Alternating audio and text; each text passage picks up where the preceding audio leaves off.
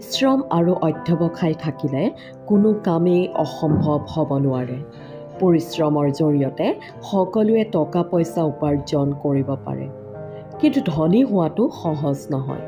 ধনী হ'বলৈ হ'লে বিভিন্ন সমস্যাৰ সন্মুখীন হ'ব লগা হয়।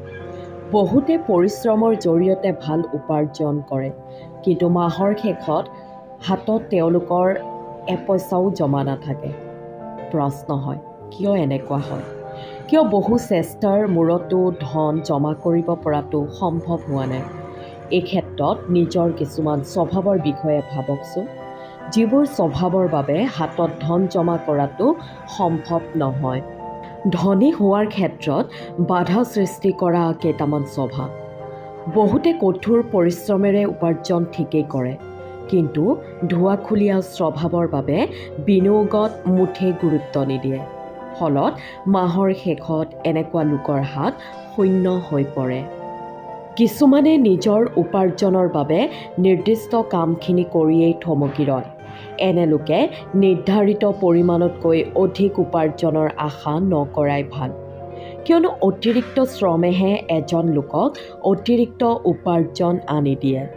গতিকে ধনী হ'বলৈ হ'লে নিৰ্ধাৰিত শ্ৰমতকৈ অধিক পৰিশ্ৰম কৰিবই লাগিব। কিছুমান লোক আছে যিসকলে সঞ্চয় কেনেদৰে কৰিব তাক লৈ চিন্তা কৰে, কিন্তু উপাৰ্জন কেনেদৰে বঢ়াব সেই বিষয়ে মুঠেই নাভাবে। ধনী হ'বলৈ হ'লে সঞ্চয়ৰ লগতে উপাৰ্জন বঢ়োৱাৰ বিষয়ে চিন্তা কৰক।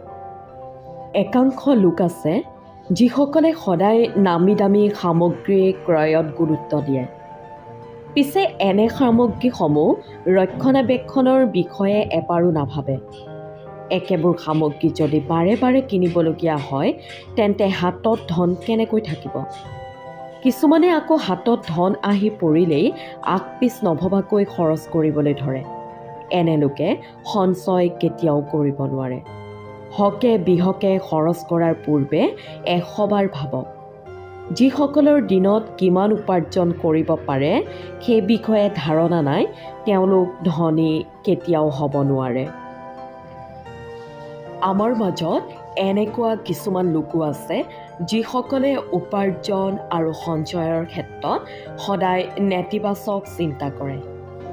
এনে লোকে কেতিয়াও হাতত ধন জমা ৰাখিব নোৱাৰে বা অধিক উপাৰ্জন কৰিব নোৱাৰে।